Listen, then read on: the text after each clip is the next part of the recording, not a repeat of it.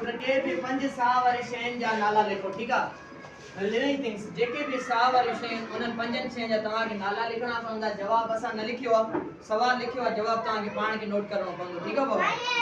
उन खां बाद में ॿियो नंबर सवाल थो अचे, के भी पंज बेजान शयुनि जा नाला लिखो।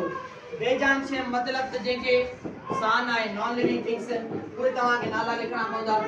टे नंबर ते सवाल थो अचे, छा बेजान शयूं नॉन लिविंग थिंग्स आहिनि, वधी ऐं चुरपुर करे सघनि थियूं या न। ठीक आहे, छा बेजान शयूं जेके आहिनि सो नॉन लिविंग थिंग्स आहिनि, वधी ऐं चुरपुर करे सघनि थियूं, उहे वधीक तव्हां लिखंदो पंहिंजे पेपर में। ठीक आहे, उन खां बाद में चौथो नंबर सवाल थो अचे, हेठियां खाल भरियो।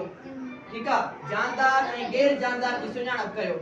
हेठियां खाल त भरींदो, पर उन में जानदार, जानदार मतिलबु त साह वारी शइ, उन जी सुञाणप कंदो त जेको आहे सो हे छा लिखियल आहे ऐं जेको आहे सो जानदार आहे या गैर जानदार आहे। सिंपल सवाल आहिनि, सफ़ा इज़ी सवाल आहिनि। फिलहाल तव्हां 4 लिखो, उन खां बाद में अॻिते ॿिया लिखंदासीं। ठीक आहे, जल्दी जल्दी हथ खे हलाईंदा हलो, शाबाश।